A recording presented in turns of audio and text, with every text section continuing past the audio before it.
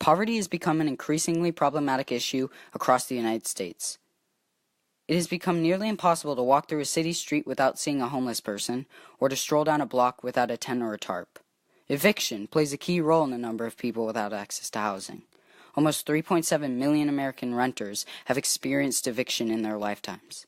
Eviction contributes to job loss, separation of families, and inevitable homelessness. The growing number of people sleeping in shelters and in public spaces, and increasing demands for more legal protections for renters are representative of the larger issue of poverty. However, these requests by struggling tenants have not been met.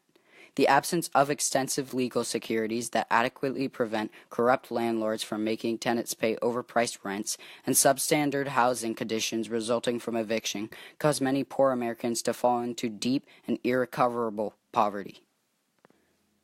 To begin with, a lack of legal protections for tenants against cruel landlords has produced an extreme number of evictions.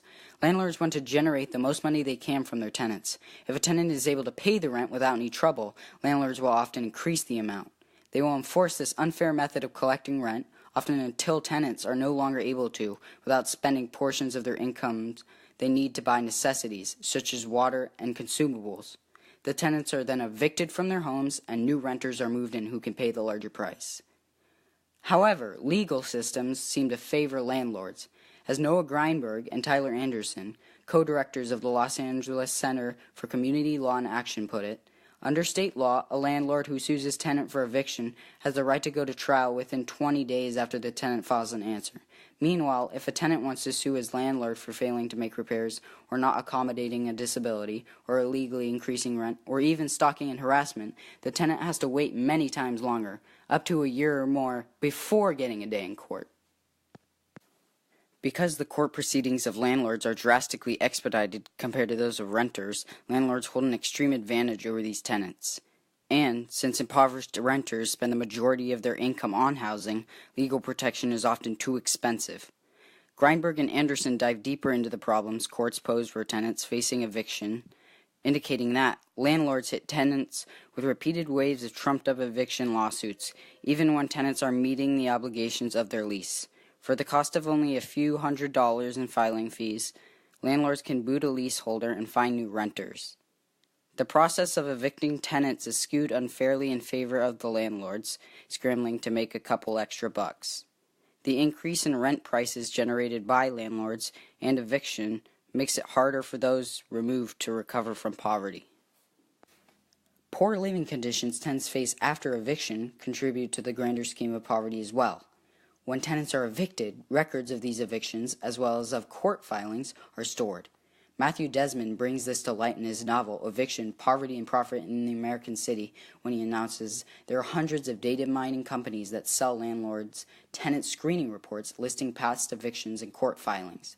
Landlords are able to use this information given to them by these companies to ignore any inquiry by a person evicted in the past. As a result, these people, often families, are incapable of finding housing. Kansas City, where an average of 42 eviction cases are filed every day, is a prominent example of eviction jeopardizing ex-renters' ability to find decent and affordable housing. Chronic debt, health problems, and worse educational outcomes for children involved are just a few outcomes for those that are lucky. The most common outcome of eviction is homelessness. Poor neighborhoods that struggle from out-of-control crime rates often see surges in homelessness when families that feel unsafe attempt to move. Matthew Desmond, in an article in the American Journal of Sociology, acknowledges that, as crime on a block is perceived to increase or as tenants grow weary of substandard conditions, they might seek out new places to live. Studies have shown, moreover, that African Americans are less likely than other racial and ethnic groups to move because of neighborhood dissatisfaction. Because impoverished renters are not able to completely pay the rent in safer communities, they must remain in the same miserable conditions they already live in. Low-income families live every day with the possibility that it might be the last time they will be able to sleep under a roof. The absence of extensive legal securities that adequately prevent corrupt landlords from making tenants pay overpriced rents and substandard housing conditions resulting from eviction cause many poor Americans to fall into deep and irrecoverable poverty. Evictions run rampant in cities, almost always in low-income and racially and ethnically diverse neighborhoods. Landlords looking to maximize rent profits often evict families who spend